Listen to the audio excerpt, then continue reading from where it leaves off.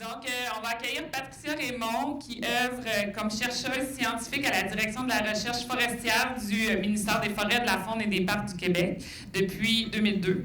Elle a obtenu un baccalauréat en aménagement et environnement forestier ainsi qu'une maîtrise et un doctorat en sciences forestières de l'Université Laval. Son travail consiste à développer une sylviculture adaptée à la forêt mixte tempérée dans le but de favoriser une composition mixte, le maintien d'attributs structuraux et les fonctions des écosystèmes pour favoriser la résilience des forêts dans un contexte de changements globaux. Ses travaux portent aussi sur le développement de scénarios sylvicoles d'adaptation impliquant la migration assistée. Donc, Patricia, c'est à ton tour. Je vais te donner...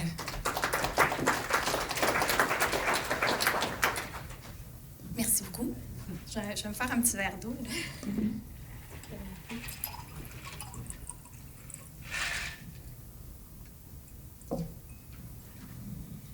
Bon, je suis pas habituée de parler avec un micro, mais bon, je pense que ça va être nécessaire. On a une belle salle bien remplie. Merci beaucoup pour l'invitation, puis merci à vous tous d'être présents aujourd'hui. Donc, c'est évidemment un de mes sujets préférés, qui est la migration assistée. Je suis très contente de venir vous en parler. J'ai préparé cette conférence en collaboration avec mes collègues Daniel Dumais et Émilie Champagne, collègues à la direction de la recherche forestière. Donc, commençons. Avec un peu de contexte, toute la question de l'adaptation des forêts au changement climatique préoccupe beaucoup de personnes, tant les aménagistes, ceux qui travaillent en forêt, les gestionnaires de la forêt, les scientifiques, les propriétaires forestiers, mais aussi les citoyens. Donc, c'est une question importante. On peut se demander qu'est-ce qu'on peut faire aujourd'hui pour aider les forêts à s'adapter, à faire face au changement climatique. Je pense que je vais avoir une petite adaptation moi-même avec la télécommande. OK, voilà, il faut peser un petit peu plus fort. OK, donc les changements climatiques, parlons-en. Donc, on anticipe un changement rapide des conditions d'ici 2100, dont la fin du siècle, notamment par une augmentation des températures. Je ne vous apprends rien. J'ai trouvé, par exemple, là, sur le site d'Uranus, pour l'Estrie, on s'attend à un changement, une augmentation de 3 à 4 degrés d'ici la fin du siècle. On anticipe aussi un changement dans la saisonnalité des précipitations, donc pas tant de changement au niveau quantité, mais dans la manière dont ça va être réparti dans l'année. Donc, par exemple, on va avoir davantage de précipitations sous forme de pluie durant l'hiver, donc probablement la fraction de l'hiver, la proportion de neige des précipitations va diminuer. Et aussi, on s'attend à avoir davantage d'épisodes de sécheresse plus fréquentes et plus longues aussi durant la saison de croissance des arbres. Il n'y a pas juste des mauvaises nouvelles, il y a aussi comme des bonnes nouvelles. On habite sous des latitudes quand même élevées et donc on anticipe une augmentation de la saison de croissance d'environ 20 jours d'ici 2050 selon le rapport d'Uranus. Donc, c'est quand même intéressant. Mais malgré tout ça, ce qui est quand même préoccupant, c'est la vitesse à laquelle ces changements surviennent. Donc, parce que les modélisations montrent que l'habitat favorable des espèces d'arbres va se déplacer à un rythme beaucoup plus rapide que celui de la vitesse de migration naturelle des espèces d'arbres. Comme par exemple, pour l'érable à sucre, on estime que la vitesse de déplacement de son habitat favorable sera de 4,5 km par année, alors que sa vitesse de migration naturelle est de 1,7 km par année. Évidemment, c'est une estimation d'après les études scientifiques, mais quand même, c'est 3 fois moindre. Donc, on voit qu'il y a quand même un décalage entre les deux, et ça risque de se traduire par des pertes d'habitat. Ici, on a un exemple de carte produite par ma collègue Catherine Perrier. Elle développe des outils super intéressants. Là, ici, on voit le devenir modélisé de l'habitat de l'épinette rouge. Mais tiens, si vous allez sur le site Internet, vous pouvez... je ne veux pas cacher, ça va. Donc, sur le site Internet, vous pouvez produire différentes cartes pour différentes essences. Donc, c'est un outil assez intéressant. Ici, ce qu'on voit, c'est un déplacement sous les latitudes nordiques. Typiquement, en hémisphère nord, ce qu'on observe, c'est un déplacement des habitats favorables du sud vers le nord. Par exemple, ici, en rouge, on voit que... OK, c'est le pointeur. Que dans le sud... Non, c'est ça que j'ai... Bon. Que dans le sud, en rouge, on va avoir des pertes d'habitat à long terme en 2080, alors que dans le nord, en violet, on aurait des gains d'habitat pour cette espèce. Alors, les gens se posent la question, est-ce qu'on pourrait migrer des espèces d'arbres ou des provenances d'arbres pour aider les forêts et les écosystèmes à faire face au changement climatique? Effectivement, ça pourrait être une option intéressante. Par contre, en ce moment, on a relativement peu de connaissances pour réaliser ça à grande échelle, et ça se fait surtout à l'échelle expérimentale. J'aurais dû amener mon verre d'eau de l'autre côté. Donc, bon, voilà. Donc, la migration assistée, ce que c'est le déplacement intentionnel de provenance et d'espèces d'arbres par l'humain. On reconnaît 3 grands types de migration assistée, soit la migration assistée des populations. Donc, par exemple, on pense ici à déplacer une espèce au sein de son aire de répartition actuelle. Ça pourrait être un déplacement, c'est-à-dire on utilise des plants dont les sources de semences viennent du Vermont, des plants d'érable à sucre, puis on les plante dans la région de Québec où l'érable à sucre pousse aussi. Donc ça serait un déplacement, une migration assistée de population. Le deuxième type, c'est l'expansion de l'aire de répartition. Donc, ça serait de déplacer l'érable à sucre, par exemple, au nord de son aire de distribution actuelle, mais légèrement au nord. Donc, il est présent dans la sapinière à Blaugeon, mais là, on pourrait le déplacer vers, disons, le nord de la sapinière à Blaugeon. Mais ça serait une expansion de l'aire de répartition. Puis enfin, le dernier type, c'est la migration assistée d'espèces, donc bien au-delà de l'aire de répartition actuelle. Tout à l'heure, Carl a parlé de Torreya taxifolia. Effectivement, c'est un des premiers cas documentés de migration assistée où les gens, les gardiens, voulaient sauver l'espèce. Donc, c'était une migration assistée réalisée pour la conservation de l'espèce. Donc, si on en plantait au Québec, ce serait vraiment une migration assistée d'espèces. Évidemment, dans la littérature, il y a quand même plusieurs risques qui sont discutés et associés à la migration assistée. Les risques de mésadaptation des plants, la survie, etc. Mais il y a aussi les risques pour l'environnement, que l'espèce devienne, surtout c'est pour les espèces exotiques, que ces espèces-là deviennent envahissantes pour leur milieu d'accueil. Donc, le niveau de risque augmente avec le type, avec l'agressivité, pas l'agressivité, c'est pas le bon mot, mais disons l'intensité de la migration puis la distance de déplacement. Bon, vous pouvez se poser sûrement la question, qu'en est-il au Québec? Vous serez peut-être surpris d'apprendre qu'on fait déjà quand même un peu de migration assistée au Québec. En effet, en forêt publique, sur le territoire public, le ministère utilise des modèles de transfert qui sont préparés par les chercheurs en génétique et qui ont maintenant été actualisés pour les 3 principales espèces que l'on plante, soit l'épinette blanche, l'épinette noire et le pin gris. Donc, comment ça se calcule, ça? Moi, je ne suis pas une spécialiste de la génétique, je ne suis pas une chercheuse en génétique, mais je comprends quand même comment ça fonctionne. Donc, on a des vergers à graines. Dans les vergers à graines, on fait des tests de provenance. Puis, avec toute l'information qu'on a récoltée au fil du temps, on a été capable de recalculer ces modèles de transfert-là, c'est-à-dire le calcul de à quel endroit on pourrait aller planter les arbres sur le terrain. Donc, moi, ici, j'ai un exemple. On sait qu'un exemple, ça va être plus facile. C'est la pépinière de Sainte-Luce. Et dans le fond, avec les nouveaux... Dans le fond, les plants qui sont produits à la pépinière de Sainte-Luce étaient plantés autrefois, surtout dans la zone en vert. Puis maintenant, avec les nouveaux modèles de transfert, ils sont plantés plus au nord et plus en altitude en Gaspésie.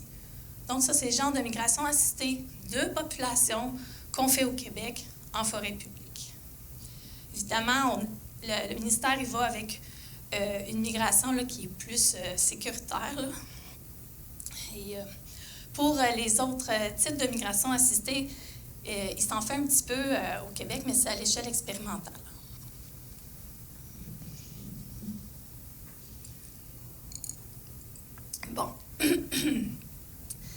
Évidemment, il y a tout plein de questions entourant la mise en œuvre de la migration assistée, comment ça peut prendre forme sur le terrain. Il y a sûrement plusieurs d'entre vous qui se posent quelques questions. Évidemment, il y a beaucoup de questions, puis encore, on n'a pas toutes les réponses pour ça. Donc, là, le principal défi pour les plants, c'est qu'on va déplacer, c'est de survivre aux conditions actuelles. Puis il y a différents stress abiotiques et biotiques qui peuvent affecter le développement et la qualité des plants qui seront déplacés.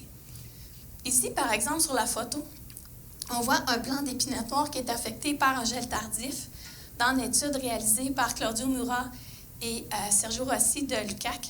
Donc, eux, dans un jardin commun à la forêt de Simon-Couche, ils ont planté des différentes provenances d'épinettes noires. Et ce sont les plants qui venaient des provenances les plus nordiques qui ont débourré en premier. Donc, laissant les jeunes pousses exposés au gel tardif plus rapidement que les autres provenances. Donc, on peut penser que si on utilise des provenances un peu plus méridionales, ça pourrait pallier à ces nouveaux risques-là. Ensuite, quelles seront les conditions de succès?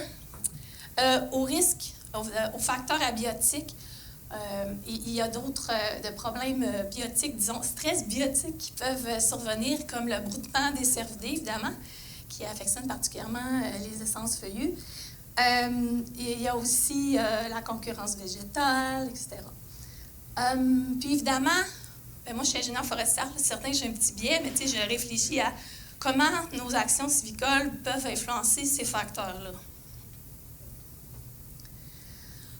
Une bonne question, une question que tout le monde se pose, quelle espèce ou provenance plantée? Est-ce qu'elles seront disponibles dans les pépinières? Nos pépinières, en tout cas, au moins dans le domaine public, ont des capacités, produisent vraiment beaucoup de plants, mais ils ont quand même des limites à ce qu'elles peuvent produire. Donc, il faut tenir compte de la capacité de production des pépinières. Puis, elles vivent aussi des problèmes de pénurie de main-d'œuvre.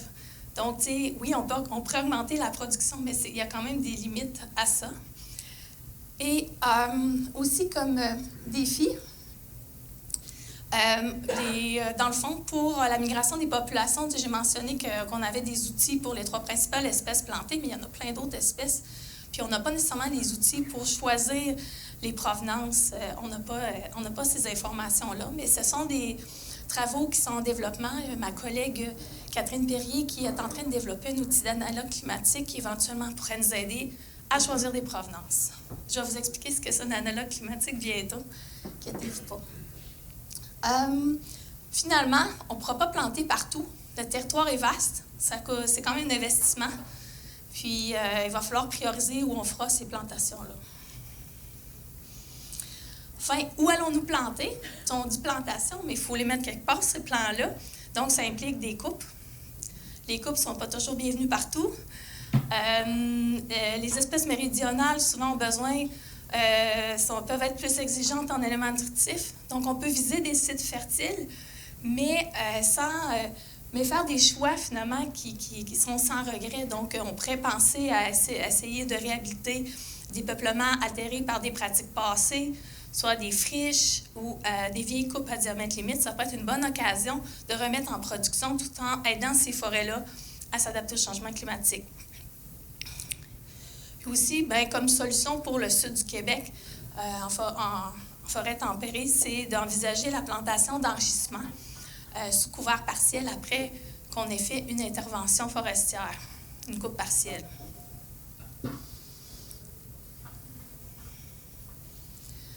Puis, du côté des ingénieurs, disons, dans mon biais, je me pose la question, quel scénario civicole choisir? Est-ce qu'on va faire une plantation classique dans une coupe totale avec un scarifiage, etc., ou plutôt y aller en enrichissement sous couvert partiel? Comment vont performer les plants? C'est tout plein de questions là, qu'on a.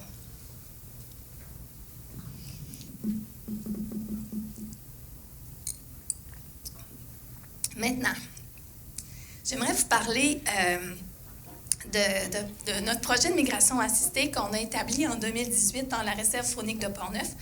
c'est dans la zone de sapinière à Blaujon. Donc, on est dans la forêt mixte tempérée, à la limite, entre la forêt feuillue puis la forêt boréale. Donc, je voudrais l'utiliser comme étude de cas pour répondre à certaines de ces questions-là, pour que vous voyez un petit peu le raisonnement qu'on a eu quand on a établi les plantations.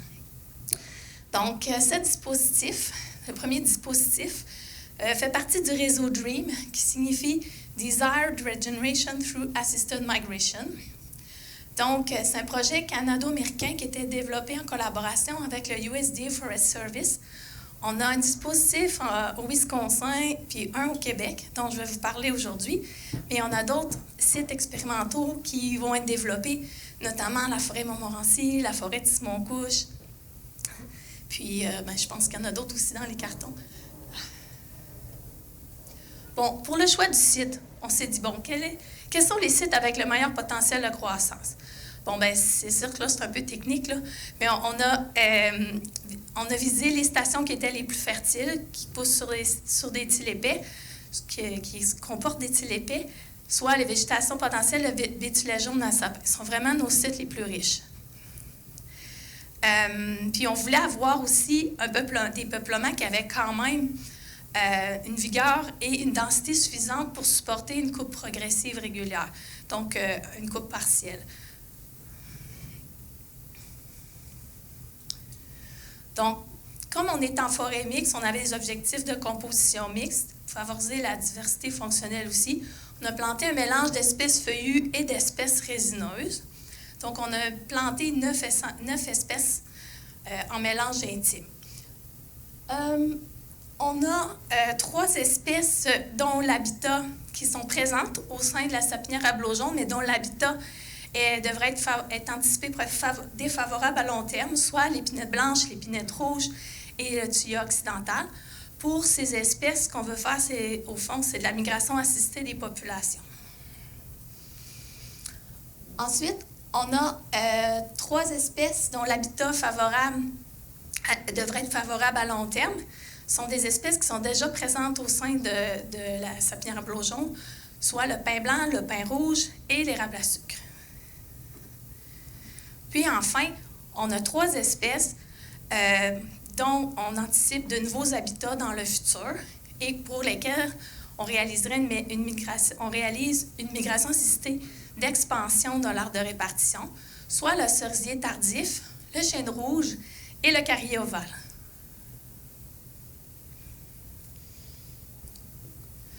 Donc, comme scénario silvicole, on a réalisé la plantation classique à découvert, donc une petite coupe totale d'1,2 hectare, donc un parquet, c'est un terme technique, dans lequel on a réalisé un scarfiage par sillon, donc c'est vraiment une technique classique de plantation.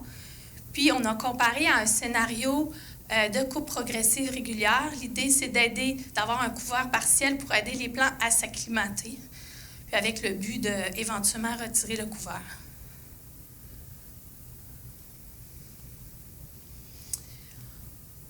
Évidemment, c'est en contexte expérimental, puis on avait aussi l'objectif de tester les différents facteurs biotiques et biotiques. C'est pour cette raison qu'on a installé des exclos. On voulait voir l'effet de l'herbivorie.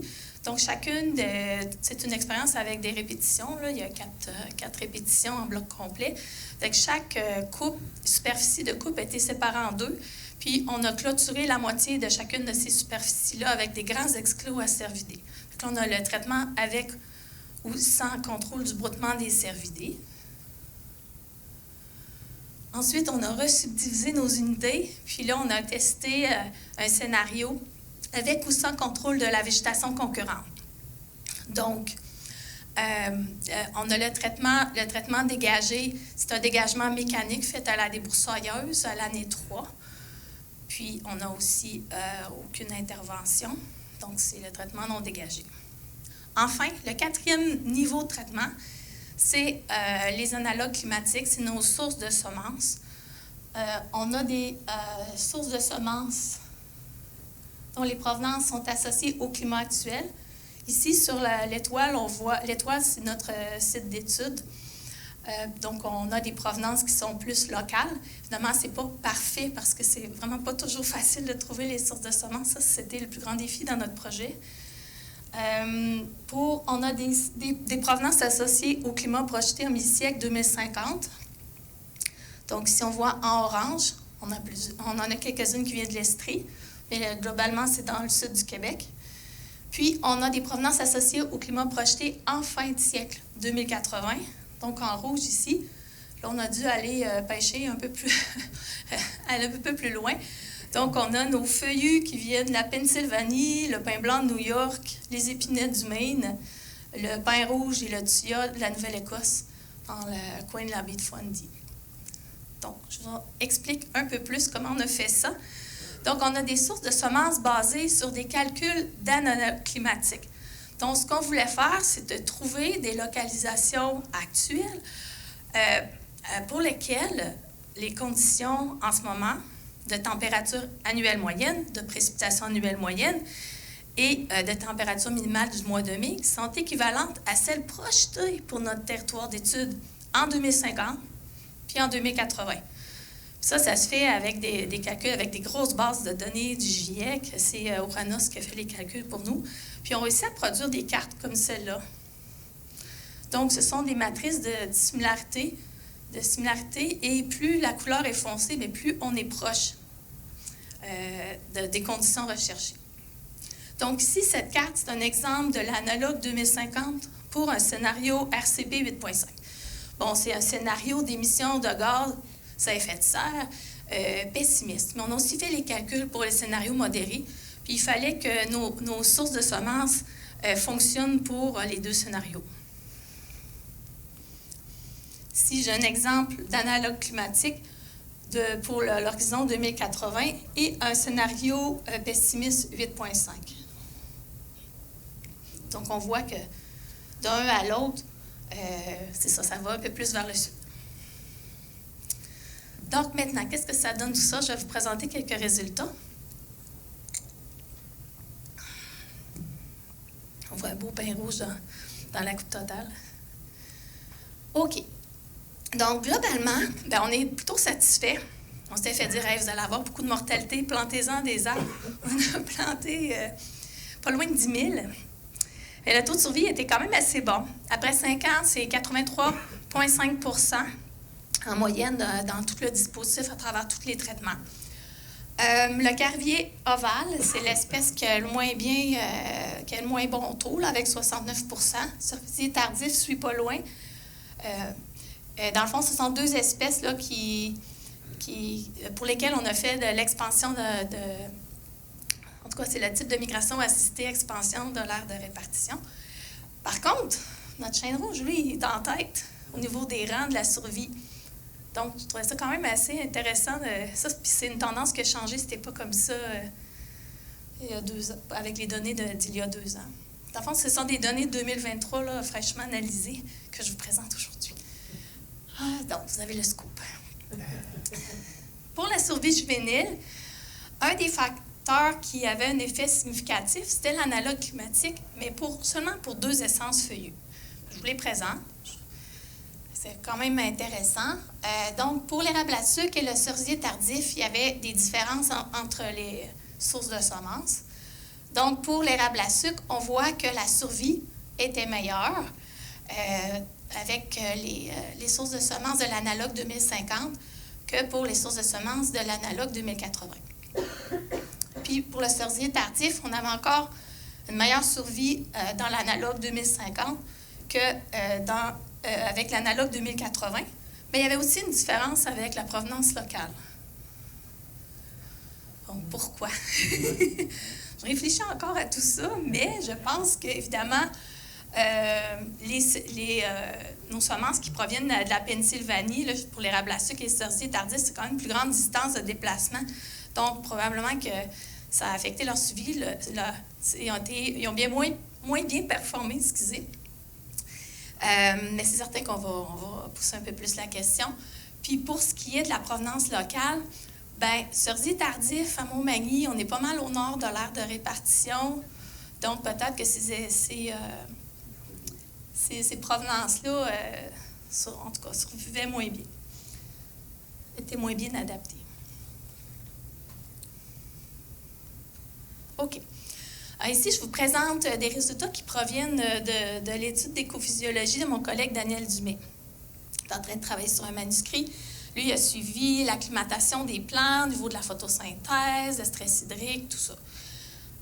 Fait intéressant, on avait un effet d'analogue chez les espèces feuillues. Là, l'étude n'a pas été faite pour le carré ovale, mais on l'a pour le cerisier tardif, le chêne rouge et l'érable à sucre. Et c'était un effet en interaction avec le traitement de coupe. Dans le fond, on voit que il y avait des différences significatives, mais juste dans la coupe totale, alors qu'il n'y avait pas de différence entre les analogues dans la coupe progressive. Puis, dans le fond, plus la barre est basse, plus le potentiel hydrique était... moi, je ne suis pas une écophysiologiste. En tout cas, était... on dit-tu faible ou élevé? Faible, OK, merci François. Donc, le potentiel hydrique était faible.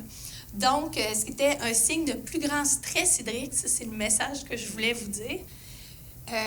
Et ça, donc, le stress hydrique était plus grand avec la provenance locale qu'avec les analogues 2050 et 2080. Et la tendance était la même pour le chêne rouge et pour l'érable à sucre.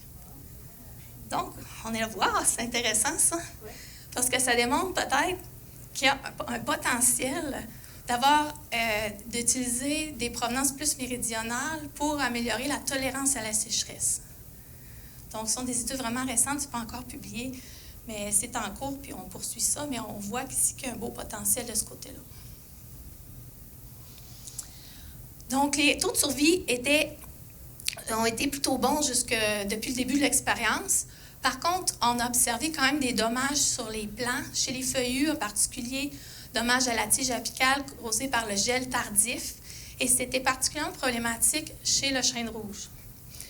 Dans le fond, ici, on a les travaux d'une étudiante qui était en projet de fin d'études au baccalauréat, Anne-Julie Parent, excusez, qui a répertorié tous les chênes rouges qui ont été endommagés par le gel, parce qu'on a eu des épisodes de gel tardif en 2020 puis en 2021. Donc, elle a répertorié tous les chênes rouges endommagés, puis on voit ici sur cette figure que, tout comme on a vu sur le terrain, ces chênes-là se trouvaient dans les coupes totales, alors que ceux qui se trouvaient sous couvert partiel étaient très peu endommagés.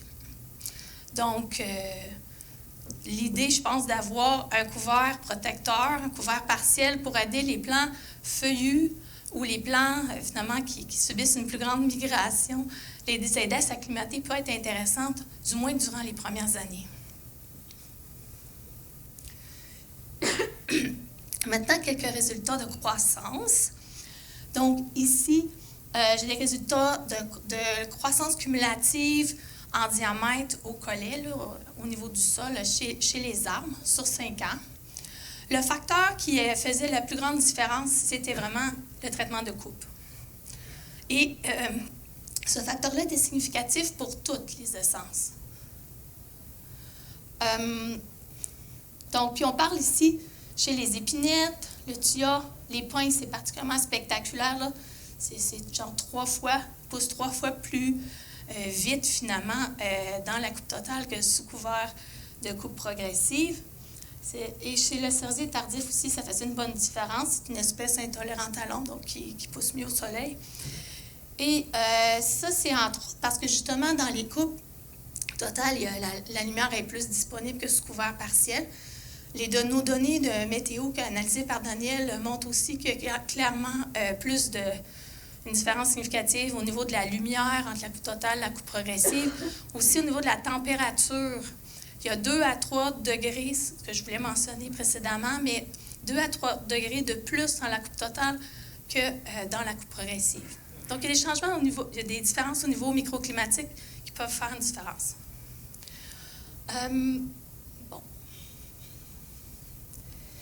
Pour les essences résineuses et le cerisier tardif, il y avait une interaction significative entre le traitement de coupe et le traitement de dégagement. Et la tendance était la même, le comportement, disons, était la même pour chacune de ces espèces. Ici, je vous ai mis l'exemple du cerisier tardif. Donc, ce que ça dit, cette interaction-là entre ces traitements-là, c'est qu'il n'y avait pas de différence, le dégagement ne faisait pas de différence sous le couvert partiel, la coupe progressive, mais lorsqu'on le réalisait en coupe totale, mais ça permettait d'augmenter la croissance cumulative. Donc, l'effet était significatif juste dans la coupe totale après 5 ans. Bien, ça fait un petit peu le tour des résultats que je voulais présenter aujourd'hui. Je ne voulais pas non plus vous assommer avec trop de résultats, mais je pense que c'est fun de voir ce que ça peut donner concrètement sur le terrain, puis que ça peut avoir quand même certains succès. Jusqu'à maintenant, ça va assez bien. Donc, si on revient à notre question de départ, peut-on faire migrer les arbres pour aider les forêts à s'adapter au changement climatique? Bien, à la lumière de nos résultats, il semble que ça serait possible. Mais évidemment, je vais rester encore avec une approche prudente parce que comme on n'a pas toutes les connaissances actuellement, j'irai vraiment avec... je pense que la prudence est de mise. Je ne vous ai pas parlé des effets de l'herbivorie parce qu'il n'y avait pas grand-chose qui sortait pour le moment. Il faut se rappeler que les plants sont encore petits et couverts par la neige durant l'hiver.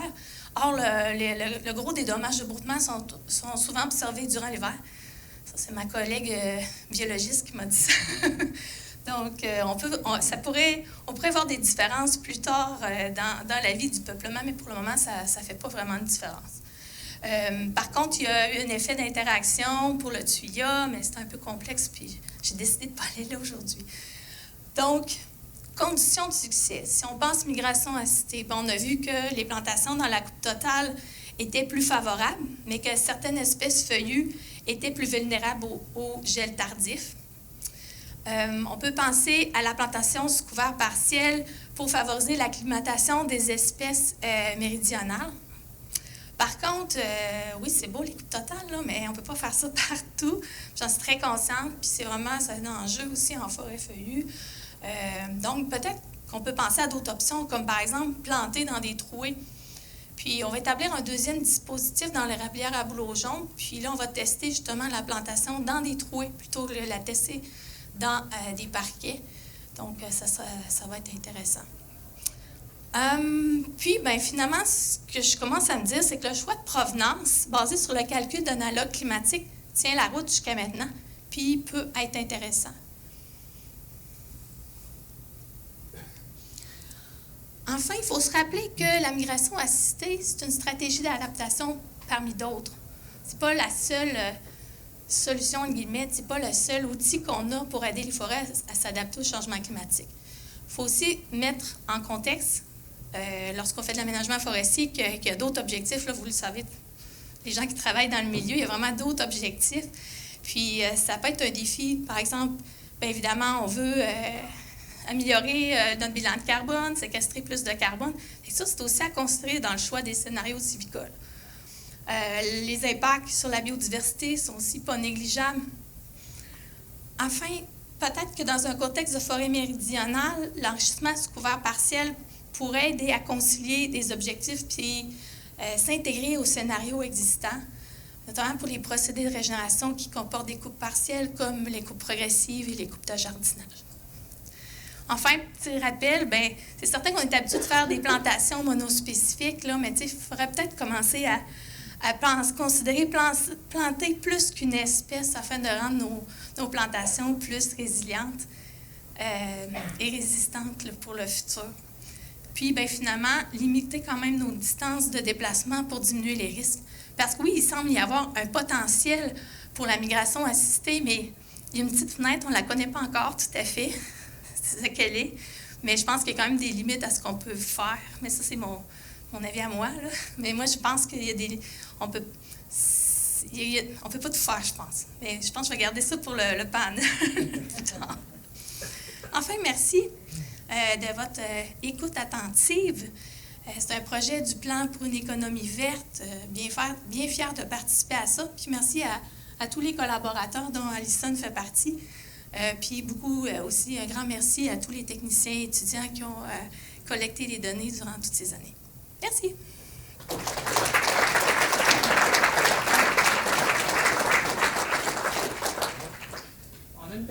questions, vous pouvez venir au micro si vous avez une question. Gênez-vous pas.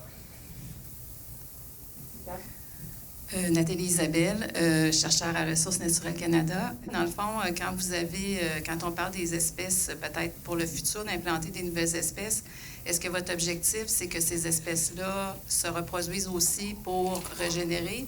Ou, tu sais, quand on parle de production, souvent, il y a une durée de vie limitée, là. C'est quoi les objectifs visés dans votre cas pour la migration assistée avec ces espèces? Ben, moi, je pense que l'objectif global, c'est d'amener, de conserver certaines espèces au sein d'écosystèmes, comme par exemple l'épinette rouge, c'est une espèce super importante pour la forêt mixte. Bien, si on veut utiliser des provenances qui viennent plus du sud pour permettre à l'épinette rouge de rester au sein de ces peuplements-là, au sein d'écosystèmes, et à jouer leur rôle. Mais l'idée, c'est aussi d'amener des nouvelles essences qui vont être peut-être mieux adaptées, puis faire un mélange avec tout ça. Mais l'idée, c'est vraiment de les amener là. Elles vont pouvoir aussi émettre du pollen, il va y avoir un flux génique, etc. Donc, puis évidemment, si on réussit à avoir des semences, mais là, j'imagine que ma carrière va être finie quand les plants vont avoir atteint l'âge de maturité. Là. Mais, tu sais, je pense que oui, c'est quand même le but, mais c'est vrai que toute la question de comment est-ce que les arbres qui poussent à la limite de répartition actuelle ou au-delà réussissent à produire des semences viables, c'était tellement une bonne question. Ouais. On n'a pas nécessairement encore toutes les connaissances là-dessus. Mais c'était pour en parler, ça va être super. Peut-être juste un complément aussi, parce que je voulais... Tu sais, tantôt, j'ai présenté la mamélisse de Virginie, là. Ben, je pense que c'est peut-être là-dessus que ta question portait aussi, c'est que... Ben, tu sais, il y avait la mamélisse de Virginie horticole. En tout cas, la floraison est un peu plus spectaculaire que l'autre. Mais il produit des graines. Mais honnêtement, je ne sais pas si ces graines-là sont viables là, pour ce qui est de la mamélisse. Mais en tout cas, c'est certain que l'ahoutement de la mamélisse de Lévis, par contre, il a perdu ses feuilles plus tôt, beaucoup plus tôt. Il a fleuri quand même jusqu'au mois de novembre et plus. Là, ça fleurit l'automne, ça. Et il y a vraiment une différence importante, majeure entre les deux, là, vraiment considérable. Oui. Fait que, Olivier Deshaies du CREC. J'ai une question qui s'adresse peut-être dans un premier temps à Patricia, mais c'est une question plus large qui probablement va revenir au courant de la journée, là. Dans le fond, ça a été abordé dans ta présentation légèrement, là, la question qu'il y aurait peut-être un risque plus élevé de prendre des espèces qui viennent plus du sud pour les amener au nord, versus des espèces qui sont plus près de leur répartition actuelle. Oui. Puis là, j'entends par là pas le risque d'échec de transplantation, mais le risque, mettons, écologique, par exemple, tout ça. Intuitivement, j'aurais l'impression du contraire, pourtant, de mon point de vue, là, dans le sens que pour moi, plus la provenance est lointaine, plus il y a de chances qu'on ait un échec d'établissement ou qu'il y ait des conditions climatiques, écologiques et autres qui font que l'espèce a de la misère à être compétitive dans les conditions locales. T'sais.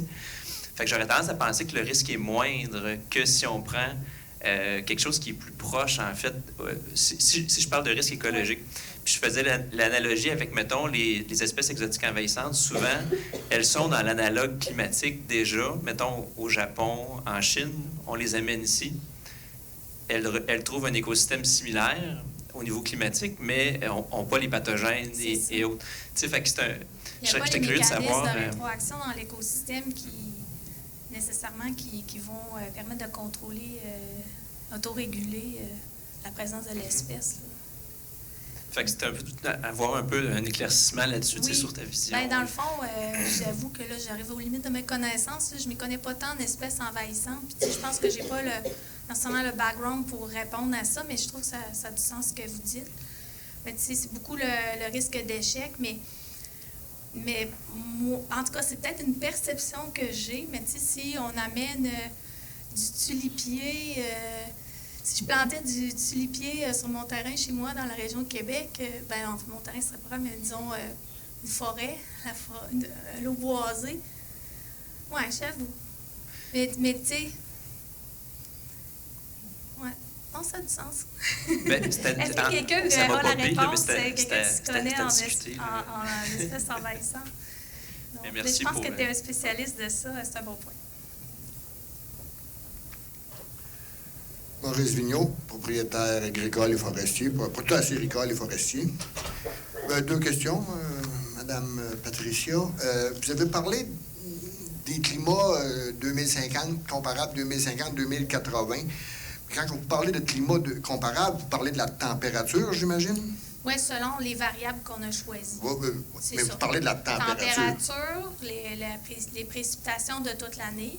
Mhm. Puis on a aussi rajouté, nous autres, une variable de température minimale au mois de mai parce qu'on voulait contrôler pour le risque de gel là où on allait planter. Fait que ce qui n'est pas considéré, c'est les changements dans la pluviométrie ou les longues périodes de sécheresse. Quand on va chercher nos comparables, on va les chercher dans des régions qui ont des climats comparables à ce qu'on va avoir en 2080, mais avec la pluviométrie d'aujourd'hui, parce que c'est ça qu'on a. Oui. Fait que, dans le fond, il y a un bout qu'on ne sait pas, là. Ouais. C'est le bout sur les changements au niveau des épisodes de sécheresse et pluie qui sont probablement comparables là-bas avec ici, mais avec la température qu'on a en 2080 qui est là-bas aujourd'hui.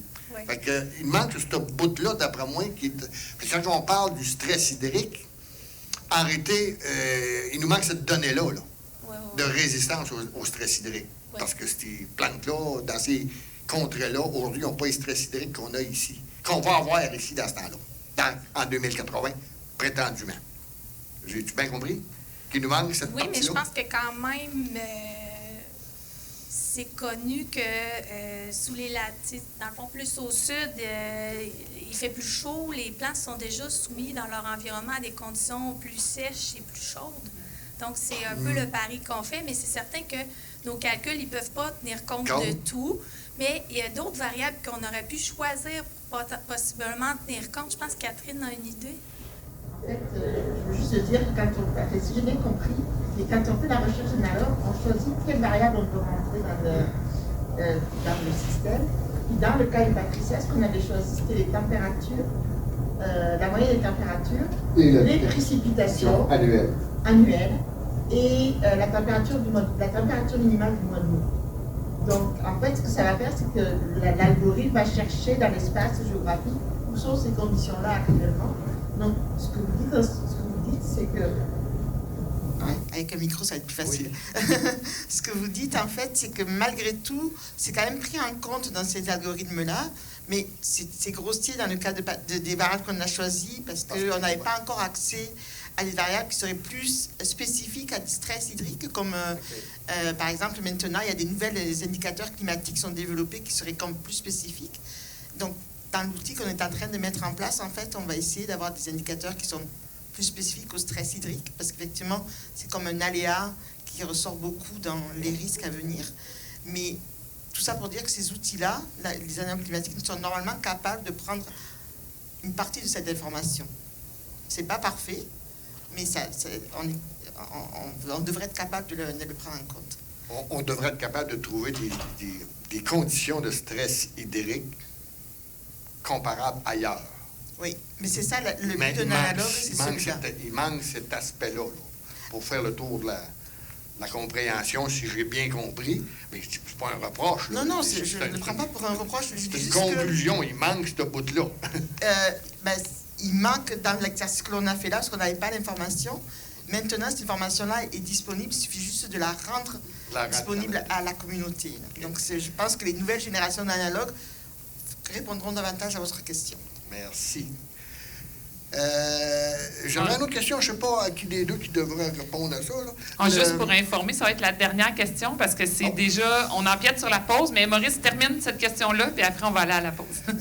Quand vous parlez vous évaluez là, les risques de plantes invasives, dans le fond, vous prenez une plante dans un milieu, puis vous l'importez dans un autre milieu. Mais vous n'importez pas l'écosystème. Parce qu'une plante qui réagit, qui n'est pas invasive dans un écosystème, pourrait devenir invasive dans un autre écosystème. Vous prenez une partie de l'écosystème, puis vous l'implantez dans un autre. Moi, ma question, c'est quoi le risque de prendre une plante, la changer d'écosystème, qu'elle devienne envahissante, même si elle ne l'est pas dans son écosystème naturel? C'est ça ma question. Mais je ne sais pas qui doit répondre. Mais on ne sait pas tout c'est pas toujours facile à prédire, mais moi, ce que j'ai lu dans la littérature, c'est si on demeure à l'intérieur de l'aire de répartition historique de l'espèce, quand avec les glaciations, le climat n'a pas toujours été le même. Il a déjà fait plus chaud, les espèces sont montées plus au nord. Si on reste dans l'aire de répartition historique, il devrait y avoir moins de risques. Mais après, je ne sais pas. Là.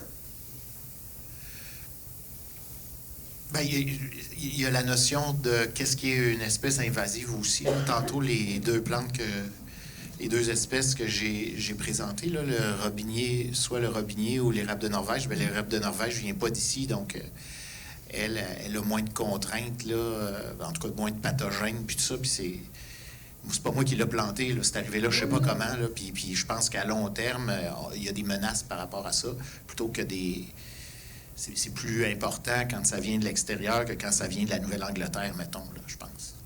Mais je sais pas si ma perception est bonne ou non. Là. J'ai pas de... je sais pas de réponse. Désolé. C'est intéressant de ne pas avoir de réponse parce que c'est ce qu'on souhaite aussi, d'identifier aujourd'hui ces questions-là. Puis ça revient un peu à la question d'Olivier aussi sur le risque des espèces plus éloignées. Ceux qui n'ont pas eu le temps de poser les questions, gardez-le soit pour la prochaine période ou allez les poser à la pause. On a un petit 15 minutes pour aller se rafraîchir, puis on se rejoint ici après. Merci.